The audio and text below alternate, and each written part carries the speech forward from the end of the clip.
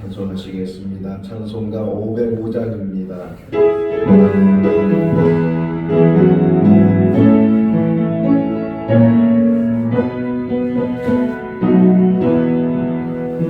온 세상 위하여 나무 전하리 한 백성 모두 나와서 주 말씀 들으라. 제 등에 가져서 내게 자들아. 주님의 음성 듣고서 너도 원하느라. 전하고 기도해 내일 증인 되리라. 세상 모든 사랑 따르고 그 사랑을 도로 온 세상 위하여 이 모든 전하리. 저죄인 회개하고서 주 예수 믿으라. 온 세상 능하여 주로 나가실 것 나 증거하지 않으면 그 사람 모르리. 전하고 기도해 내일 증인 되리라. 세상 모든 사랑 따르고 그 사랑을 도로 온 세상 위하여 주 은혜 임하리. 주 예수 이름 힘입어 이 복음 전하자. 온 곳에 나가서 전하지 못해도 나 오는 곳에 믿든지 늘 기도 힘쓰리. 전하고 기도해 내일 증인 되리라. 세상 모든 사랑 따르고 그 사랑 알고. 마가복음 1장 29절에서 45절 말씀입니다. 마가복음 1장 29절에서 45절 말씀. 회당에서 나와 곧 야고보와 요한과 함께 시몬과 안드레의 집에 들어가시니 시몬의 장모가 열병으로 누워 있는지라. 사람들이 곧 그 여자에 대하여 예수께 여짜오되 나아가사 그 손을 잡아 일으키시니 열병이 떠나고 여자가 그들에게 수종되니라. 참으로 그때에 모든 병자와 귀신 들린 자를 예수께 데려오니 온 동네가 그 문 앞에 모였더라. 예수께서 각종 병이 든 많은 사람을 고치시며 많은 귀신을 내쫓으시되 귀신이 자기를 알므로 그 말하는 것을 허락하지 아니하시니라. 새벽 아직도 밝기 전에 예수께서 일어나 나가 한적한 곳으로 가사 거기서 기도하시더니 시몬과 및 그와 함께 있는 자들이 예수의 뒤를 따라가 만나서 이르되 모든 사람이 주를 찾나이다.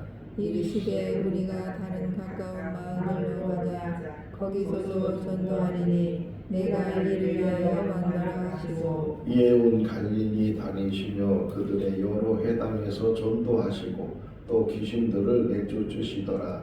한 나병 환자가 예수께 와서 엎드려 간구하여 이르되 원하시면 저를 깨끗하게 하실 수 있나이다. 예수께서 불쌍히 여기사 손을 내밀어 그에게 대시며 이르시되 내가 원하노니 깨끗함을 받으라 하시니 곧 나병이 그 사람에게서 떠나가고 깨끗하여지니라. 곧 보내시며 엄히 경고하사 이르시되 삼가 아무에게도 아무 말도 하지 말고 가서 네 몸을 제사장에게 보이고 내가 깨끗하게 되었으니 모세가 명한 것을 들여 그들에게 입증하라 하셨더라. 같이요. 그러나 그 사람이 나가서 이 일만 많이 전파하여 널리 퍼지게 하니 그러므로 예수께서 다시는 드러나게 동네에 들어가지 못하시고 오직 바깥 한적한 곳에 계셨으나 사방에서 사람들이 그에게로 나아오더라. 아멘. 할렐루야.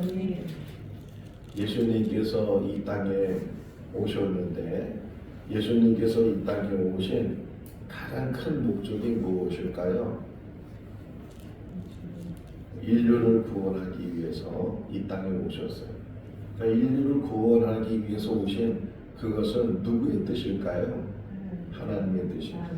그러니까 예수님이 이 땅에 오신 것은 인류를 구원하시기 위해서 오셨고 또 하나님의 뜻을 이루시기 위해서 오셨는데 또 하나는 인류를 구원해서 어떻게 하겠다는 거예요?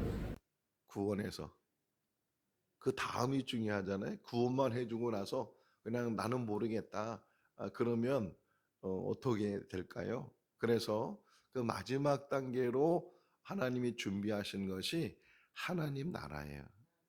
그러니까 성경의 가장 핵심이 인류 구원인데 그 인류 구원을 위해서 예수님이 오셔서 그 모든 일들을 다 이루셨고 그리고 인류가 구원을 받아서 이제는 생명을 얻었는데 그것도 영원한 생명을 얻었는데 그 영원한 생명을 가지고 있는 사람이 모여서 사는 곳을 가리켜서 하나님 나라다. 그러니까 하나님 나라의 완성은 구원받은 사람들이 영원히 사는 그런 장소이고 자 예수님이 십자가에 죽으시고 부활하시고 그리고 많은 사람이 보는 앞에서 승천하실 때 그 전에 이제 사람들이 막 쳐다보니까 두 명의 천사가 그들에게 너희가 하늘만 쳐다보고 있지 말고 그 모습 그대로 다시 오실 것이다 이렇게 이야기를 하죠. 그래서 우리가 흔히 재림예수 그러니까 2000년 전에 오신 것은 처음 오셨다고 해서 초림예수라고 말하고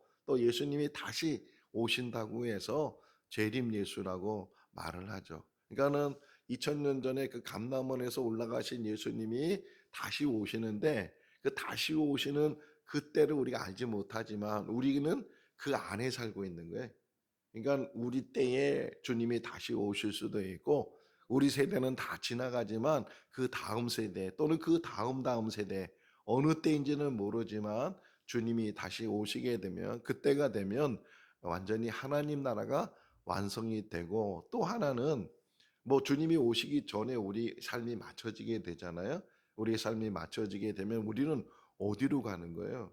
그냥 흙으로 돌아가 버리고 그냥 없어져 버리고 존재하지도 않는 그러한 상태가 되는 것이 아니고 우리들도 이제 우리의 삶을 마치게 되면 하나님이 예비하신 것으로 우리를 영접해 주시잖아요.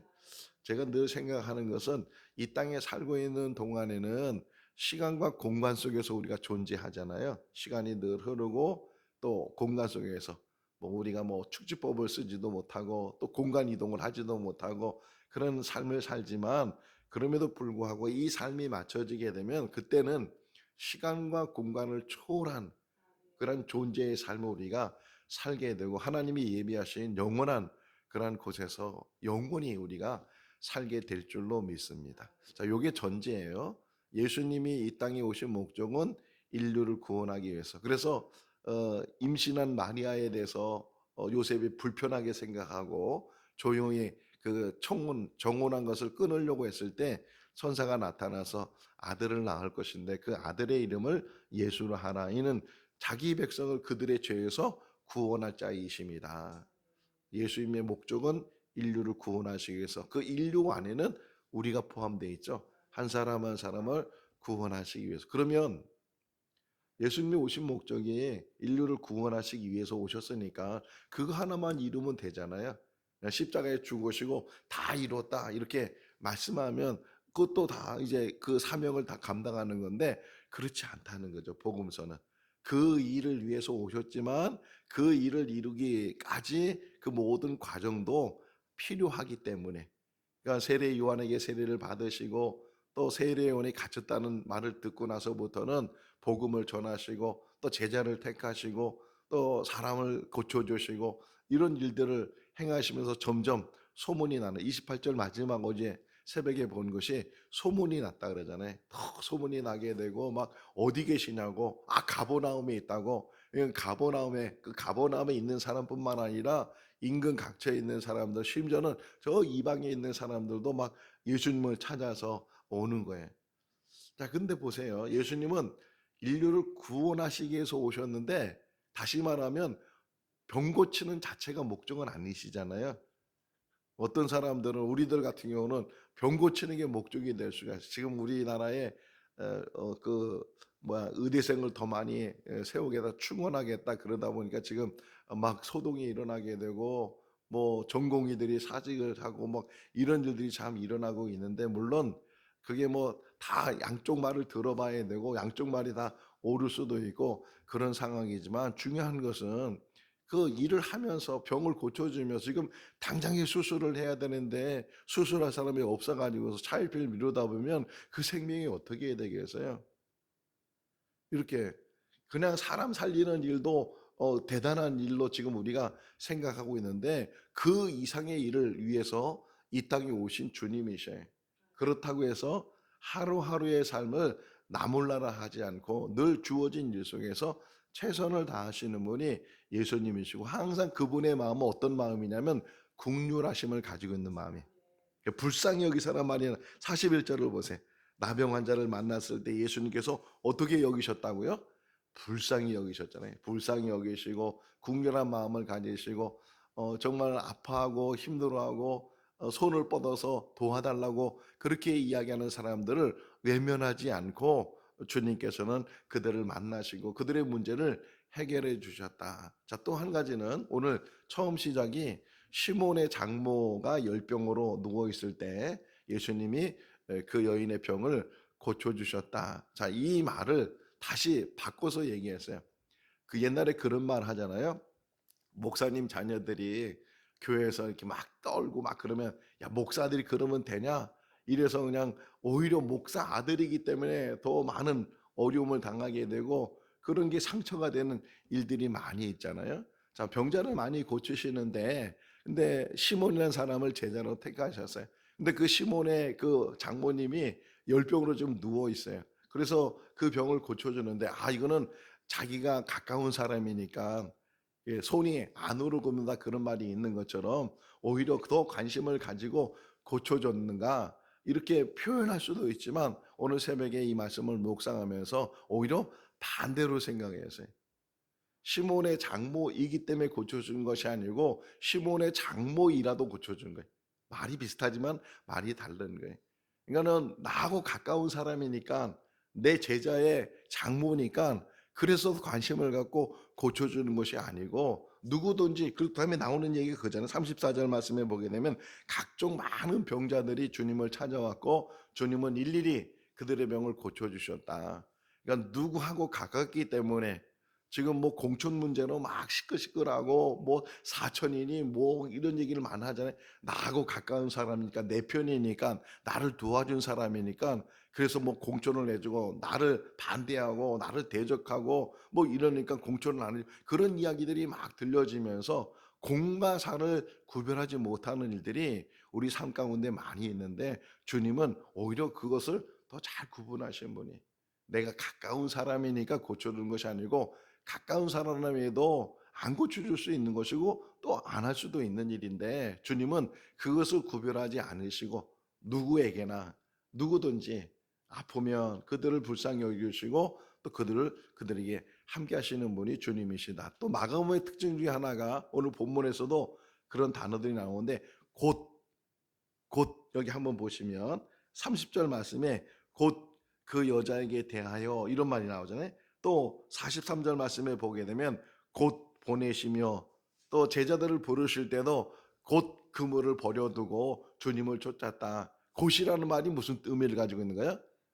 즉시, 바로 그러잖아요. 때로는 하나님께서는 즉시, 바로. 자, 요한복음 6장을 보면 오병이어 기적이 일어나요.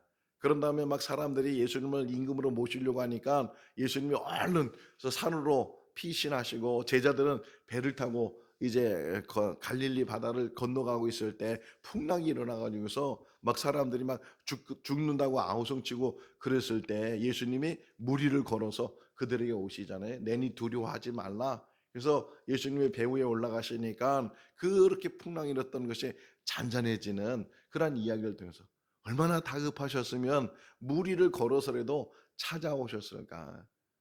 주님은요, 우리를 더 치밀히 보시고 얼마나 아파하는지, 얼마나 힘들어하는지, 얼마나 그것 때문에 고통당하고 있는지 더 잘 아시는 분이 주님이신 줄로 믿습니다. 자, 시몬의 장모의 병을 고쳐주는 거하고 뒷부분에 나오는 나병 환자, 여기 한 나병 환자 나오죠. 40절 보면 한 나병 환자의 병을 고쳐주는 그러한 이야기 속에서 제가 한번 이렇게 비교해 봤어요. 자, 열병을 앓은 여인이에요. 그 열병을 앓은 여인, 그 여인의 치유 방법을 자세히 보시면 주님이 손을 내밀어요. 자, 여기서 한번 여기 31절 말씀 읽어볼까요? 나아가사 그 손을 잡아 일으키시니 그들에게 수종드니라. 그 손을 잡았다는 건 누구의 손이 누구의 손을 잡은 거예요? 예수님의 손이 그 여인의 손을 잡았어요. 이게 너무 감동이 됐어요. 주님은 지금도 아파하는 사람, 힘들어하는 사람, 문제 있는 사람, 막 매달리는 사람, 간구하는 사람, 이런 사람에게 손을 내미시는 분이시다. 주님의 손을 붙들 수 있기를 바랍니다. 오늘 이 새벽에도 주님이 우리에게 손을 내미시면 그 손을 붙들어요. 그러면 열병에서 그가 치유받게 되고 그 문제에서 해결남을 얻게 되고, 주님은 늘 우리에게 손을 내미시는 분이시다. 자, 또 하나 뒷부분, 아까 한 나병 환자가 주님 앞에 엎드려 간구했다 이렇게 이야기를 하고 있잖아요. 원래 나병 환자는 사람을 가까이 하면 안 돼. 모세 시대부터 이 나병에 대한 이게 법을 세우면서, 나병은 흔히 사람들이 천벌이라고 생각해서 하나님이 내린 벌이다. 이거는 고침을 받지 못할 것이고, 그래서 나병 환자들은 그 공동체에서 떨어져 나가게 했어요. 저 외진 곳으로, 사람들이 없는 곳으로, 혹이나 나병 환자가 이 마을이나 이런 사람들이 있는 곳을 지나게 되면 소리를 질러야 돼. 나는 부정한 사람입니다. 나는 부정한 사람입니다. 나병 환자인 것을 드러내서 사람들이 가까이 하지 않도록, 나병은 전염되는 거잖아요. 그렇게 생각했거든요. 그러니까 전염되지 않도록 사람을 멀리해야 돼. 누가복음 17장 말씀에 보게 되면 10명의 나병 환자들이 예수님께 소리 지른 이야기가 나오죠. 그때 어떻게 했냐면 멀리 떨어져 있다는 거예요. 멀리 떨어져 있으니까 큰 소리를 내서, 한 사람 소리는 안 되니까 10사람이 힘을 모아가지고서 우리를 불쌍히 여겨달라고, 우리를 불쌍히 여겨달라고 그렇게 소리 질렀을 때, 주님께서도 제사장에 가서 너의 몸을 보여라 이랬을 때 그들이 가다가 치유받는 그런 이야기를 볼 수 있는 것처럼, 나병에 있는 사람들은 사람을 가까이 해서는 안 돼. 자, 어쨌든 그런데 그 한 나병 환자가 예수님께 가까이 왔단 말이에요. 그리고 엎드려서 당신이 원하시면 치유받을 수 있습니다. 야, 이 말이에요. 우리에게 놀라운 도전을 주는 말이에요. 기도할 때 이것을 붙들 수 있기를 바랍니다. 당신이 원하시면 치유할 수 있습니다. 낫게 할 수 있습니다. 어떻게 고백하는 거예요? 하실 수 있습니다. 하나님은 하실 수 있습니다. 예수님은 하실 수 있습니다.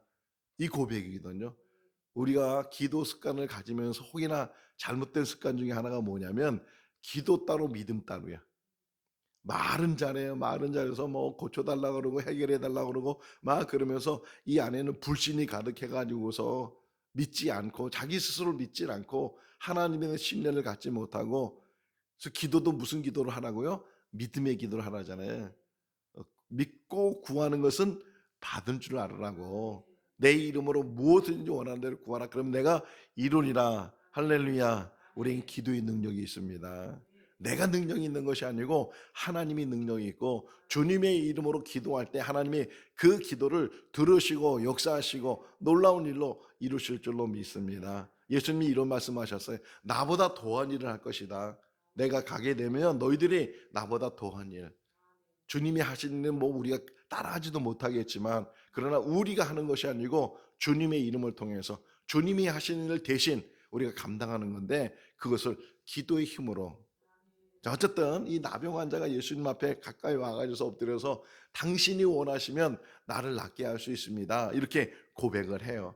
아, 그러니까 주님께서도 내가 원하니 너 깨끗함을 받으라, 이렇게 그가 고백한 대로 그대로 이게 그것을 예수님이 실천해 줘요. 보여줘요. 자, 그런 놀라운 거는, 제가 오늘 새벽에 일어나서 다시 이 말씀에 은혜 받은 게 놀라운 거예요. 그 어떤 놀라운 거냐?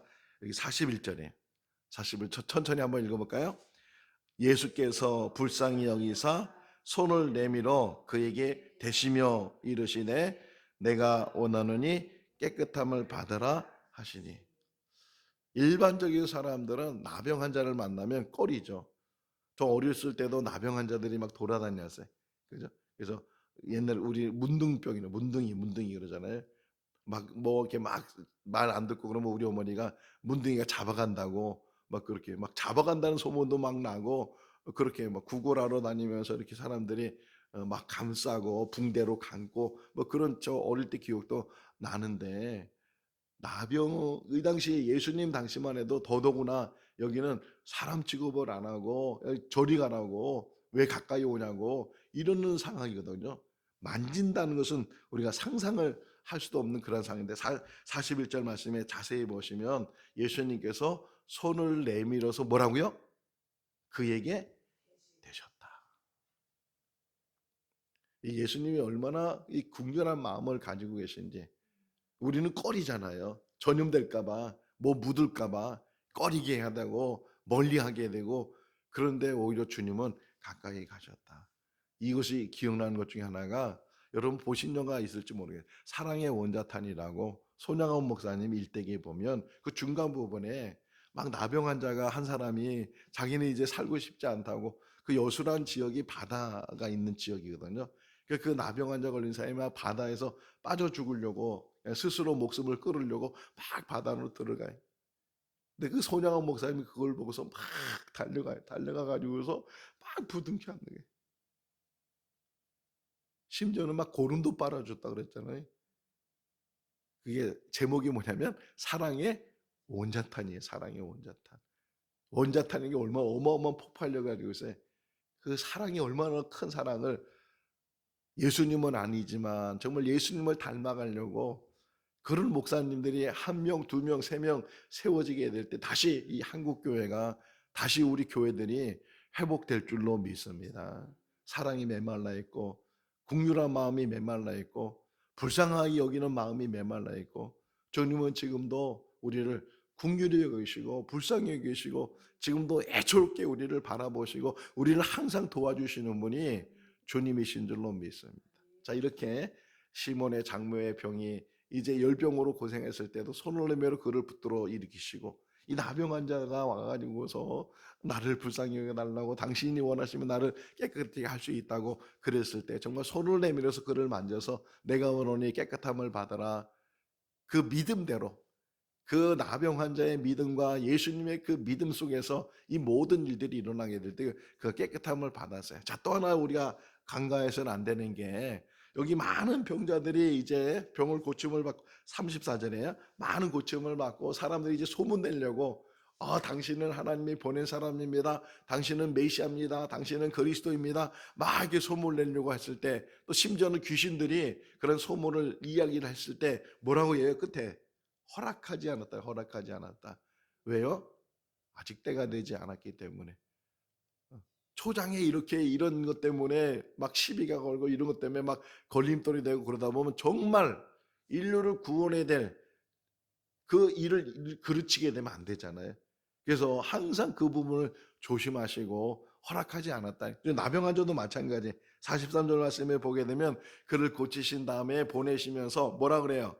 엄히 경고하사 소문내지 말고 제사장에 가서 네 병이 나은 것을 확인해라 이렇게 얘기했는데도 불구하고 이 사람이 너무 기쁘고 너무 감사하고 너무 흥분되니까 막 돌아다니면서 전파하고 돌아다니면서 예수님에 대한 소문을 내서 이제는 예수님이 정말 도시에 들어가지 못할 정도로 그런 상황이 됐다 이렇게 표현하고 있어요. 자, 또 하나 여기에 딱 껴있는 게 뭐냐면 예수님의 기도하는 모습과 예수님의 전도하는 모습이 나오잖아요. 우리 흔히 35절 읽어볼까요? 새벽 아직도 밝기 전에 예수께서 일어나 나가 한적한 곳으로 가사 거기서 기도하시더니 새벽 일찍 일어나서 한적한 곳에 가서 기도하셨다. 그러면 질문이에요. 예수님이 이렇게 매일 하셨을까요? 매일? 매일은 아니겠죠. 어떤 분 제가 이렇게 유튜브에 잠깐만 이렇게 설교가 떠서 그 어떤 분의 설교를 들어보니까 자기네 교회는 새벽기도 안 한다는 거예요. 그러면서 이 부분을 가지고 딱 한 번 한 거 가지고 맨날 예수님이 새벽기도 한 것처럼 그렇게 얘기해서 새벽기도 하는데 우리는 그렇게 성경적으로 보면 새벽기도라는 것은 불교에서 온 것이고 불교 이 신자들이 새벽마다 가서 이렇게 절에 가서 뭐 몇 번 전하고 뭐 그런 것들이 그러니까 개종되잖아요. 불교에 어떤 있던 사람들이 기독교인이 돼가지고서 그래서 그런데도 그 습관을 버리지 못하니까 일찍 일어나게 되고 일찍 뭐 빌게 되고 그러니까 이런 새벽기도가 한국의 새벽기도가 저도 미국 가서 살아보니까 미국에서도요 미국 사람들은 새벽기도 안 해요. 없어 아예. 한국 사람들은 거기서도 새벽기도 하고 그렇게 한인교회들은 다 그냥 어디 가든지 그냥 새벽기도를 정말 목숨 걸고 하는데 예수님이 했기 때문에 따라하는 것은 아니고 기도는 아무 때나 하는 거잖아요. 언제든지 하는 거잖아요. 근데 가장 좋은 시간이 언제예요? 우리에게. 다 바빠. 낮에 물론 시간 정해서 낮에 기도할 수도 있지만 그게 하기가 그렇게 쉬운 일은 아니에요. 그래도 우리가 시간을 낼 수 있다면 이 새벽 시간에 그것도 정기적으로 이렇게 정해져서 이렇게 나올 수 있다는 것이 얼마나 귀한 일인가. 자, 근데 중요한 게 있어요. 오늘 묵상하면서 뭐가 더 눈에 들어왔냐면 예수님께서 새벽에 그렇게 기도하셨는데 이 장소를 얘기하잖아요. 뭐라고요? 어느 곳에서 한적한 곳에서 45절 끝부분에도 보세요. 이제 도시에 들어가지 못하고 오직 어느 곳에서 한적한 곳에 한적한 곳이라는 거 어떤 곳인가요? 어떤 걸 표현하는 거예요? 조용한 것도 사람이 많은 것, 사람이 없는 것, 사람이 없는 것, 사람이 안 보이고 한적한. 예수님이 기도에 대한 이야기하면서 산상수훈을 보게 되면 너희가 기도할 때 골방에서 기도하라는 자. 골방이라는 게 어떤 장소예요? 아무도 없는 것이고 자기만 아는 것이고. 그래서 기도라는 게 이 한적하다는 의미는 어떤 뭐 장소적인 의미보다도 하나님과 관계 속에서 아무도 방해받지 않고 하나님과 나 사이의 일대일의 어떤 만남의 장소가 한적한 곳인 줄로 믿습니다. 새벽 시간, 고요한 시간, 아무도 방해하지 않는 시간, 하나님만 만날 수 있는 시간, 육신적으로 피곤할 수 있는 그런 시간이지만 이 시간에 다윗도 고백합니다. 내가 새벽에 하나님 앞에 기도한다고, 내가 새벽을 깨운다고 고백하고 있는 것처럼 우리가 한국 교회가 가지고 있는 뭐 그것이 뭐 어떻게 시작됐는지 뭐 시작의 유래에 대해서 우리가 잘 알지 못한다 할지라도 혹 그렇게 시작된다 할지라도 지금 우리가 가지고 있는 이 새벽 기도회가 우리에게는요 보물과 같은 거예요. 이 새벽에 은혜 받잖아요. 새벽에 힘을 얻잖아요. 이 새벽 기도를 통해 때문에 우리가 흔들렸던 그런 마음들이 다시금 다잡아지게 되고 다시금 이렇게 낮아지고 다 이게 방전됐던 그런 우리들이 다시금 충전되고. 제가 자동차 이렇게 할 때 대부분 오토로 넣거든요. 오토로 하는 것은 불이 필요할 때는 자동으로 켜지고 또 자동으로 꺼지고 시동을 끄면 자동으로 불이 꺼지고 라이트가 꺼지고 그러는데 어제는 제가 그냥 오토가 잘 낮에 이렇게 다니는데 막 길도 그렇고 그래서 이게 라이트를 켰어요. 근데 시동을 끄고서 그만 그냥 모르고 들어가 버린 거예요. 밤새도록 끄니까 라이트가 켜져 있는 거예요. 그래서 새벽에 내가 깜짝 놀라게 야 이거 시동 배터리가 방전이 돼서 이거 이 시동이 안 켜지면 어떻게 하지? 그나마 그래도 시동이 켜져 가지고서 어휴 다행이다. 방전되는 게 방전. 인생도 방전된 얘기였어요. 다 에너지가 소비되고 에너지가 없어지고 이제 움직여야 돼. 움직일 기력도 없고 그때 회복시키는 것이 기도예요. 한적한 곳에서 하나님과 만날 수 있는 곳에서. 언제 기도합니까? 잘 될 때 기도해요? 안 될 때 기도해요? 건강할 때 기도해요? 아플 때 기도해요? 오히려 그렇게 안 됐을 때, 실패했을 때, 낙심됐을 때, 괴로울 때, 아무도 나에 대해서 관심을 갖지 않을 때 오히려 하나님은 그때 나를 만나시는 거예요. 우리를 만나시는 거예요. 이 한적한 곳이 있을 수 있기를 바랍니다. 그게 이 자리고 그게 내가 있는 골방이고 누구한테 보이게 해서 우리가 기도하는 거예요? 난 이렇게 기도하는 사람이라고 자랑하고 싶어서 그런 거 아니잖아요. 오직 주님과 일대일 관계 속에서 주님을 만날 수 있는 그런 삶이 우리 삶이 돼. 또 하나는 38절 39절인데 막 제자들이 아침 일찍 한적한 곳에 계신 예수님을 찾아와 가지고서 사람들이 지금 일찍부터 예수님을 만나고 싶어 한다고 그랬을 때 주님은 우리가 다른 가까운 마을로 가자. 내가 거기서 전도하리니. 내가 이 땅에 온 게 뭐라고요? 전도하기 위해서. 38절 읽어봅시다. 이르시되 우리가 다른 가까운 마을들로 가자. 거기서도 전도하리니 내가 이를 위하여 왔노라 하시니. 이게 우리의 고백이 될 수 있기를 바랍니다. 왜 살고 있습니까? 왜 먹고 있습니까? 왜 일하고 있습니까? 전도하기 위해서. 일을 위해서 왔다. 일을 위해서 존재한다. 우리의 삶은 유한적이잖아요. 이 유한적인 삶 속에서 우리가 할 수 있는 가장 귀한 일이 뭐냐? 하나님의 일인데 복음 전하는 일. 우리가 멀리 가지 못한다. 오늘 그 찬송가 505장 3절 가사잖아요. 멀리 가지 못한다 할지라도 우리가 있는 곳에서 가까운 곳에서 전도하는 거예요. 자, 근데요. 또 그 가사 속에 제가 은혜 받은 게 뭐냐면 왜 이 가사를 이렇게 만들었을까? 그게 뭐냐면 전하고 기도해. 아니 전도하면 되지 뭘 또 거기다 기도하라 그러는가?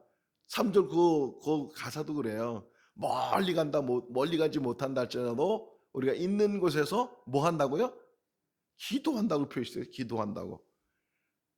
몸으로 전도하는 것도 전도지만 전도를 위해서 뭘 하라고요? 야, 기도도 전도구나. 그걸 잘 표현해 주고 있는 게 뭐냐면 출애굽기 17장이에요. 아말렉 전쟁. 여호수아가 이스라엘 백성을 데리고 저 아말렉 사람 있는 곳에 가서 막 싸우고 있어요. 그런데 그 뒤편에는 모세와 아론과 훌이 산 높은 곳에서 뭐 하고 있다? 기도하고 있어요. 야, 기도가 전도구나. 기도가 전도구나. 보내는 선교사, 가는 선교사 있잖아요. 가는 선교사는 저 지금 선교에서 선교 활동을 있고 우리들은 뭐라고요? 보내는 선교사. 보내는 선교사가 할 일이 뭐예요? 기도라는 거예요. 같이 하는 거지. 전하고 기도해. 주님은 이 일을 위해서 오셨다. 저 피켓 전도하는 거 여러분 부러워하지도 말고 나는 못하니까 그런 마음 불편해하지도 말고 여러분이 할 수 있는 일은 기도하는 거예요. 우리 목사님 흔들리지 않고 끝까지 저 사명 감당할 수 있도록 동역하는 게 그게 우리는 이 땅에 사는 날까지 우리가 해야 될 일은 전도하는 일이에요. 목사이기 때문에 전도 안 해도 되는 것이 아니고 목사이니까 전도해야 되고 성도니까 나는 초신자니까 전도 안 해도 되고 아니고 아니 오히려 초신자들도 전도를 잘하면 되잖아요. 중직자가 되고 그러면은 항중직자가 되고 그러면은 아예 이제 전도도 잘 안 하고 그러니까 묵은닭이라는 표현도 누가 하잖아요. 묵은닭. 그냥 고기가 질겨가지고서 먹지도 못하고 우리의 사명은 복음 전하는 일이에요. 삶 속에서 복음 전하는 일이고 우리 입에서 나오는 것은 오직 예수. 예수님만이 우리 구주 되시고 예수를 통해서 우리의 죄의 문제가 죽음의 문제가 해결되고 저 천국 예비되어 있는 천국에 우리가 갈 수 있는 길은 오직 예수 그리스도. 그분을 영접하고 그분과 더불어서 그리스도인 그러잖아요. 이 그리스도의 삶이 우리의 삶이 되고 이 복음 전을 그래서 돌아다니면서 39절 말씀에 보면 온 갈릴리를 다니면서 회당에서 가르치시고 그리고 전도하시고 귀신 쫓아내시고 이 일을 주님이 계속하셨다. 우리의 사명이 이 사명을 깨닫고 오늘도 누구를 만나든지 어디에 있든지 복음 전하는 일, 꼭 입으로 전하는 것이 아니고 삶을 통해서 그렇게 살면 전도요. 내 삶이 하나님을 잘 믿는 모습의 삶이 되면 그것이 바로 전도가 돼. 공부하는 학생들은 열심히 공부하는 게 전도고, 일하는 사람이 열심히 일하는 게 전도고, 항상 그 안에는 하나님을 찬양하고 하나님께 감사하고 하나님 안에서 기쁨을 누리고, 그런 삶이 우리 삶이 될 수 있기를 주님의 이름으로 축원합니다. 기도하겠습니다.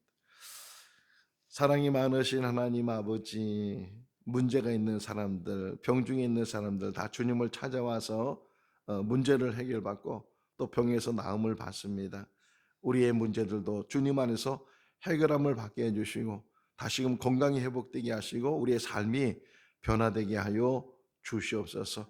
한적한 것을 가질 수 있도록, 한적한 곳에서 주님을 만날 수 있도록, 한적한 곳에서 하나님과 대면할 수 있도록 우리에게 은혜를 베풀어 주시고 기도의 끈을 놓지 않도록 붙들어 주시옵소서. 또 우리의 사명은 전도인 줄로 믿습니다.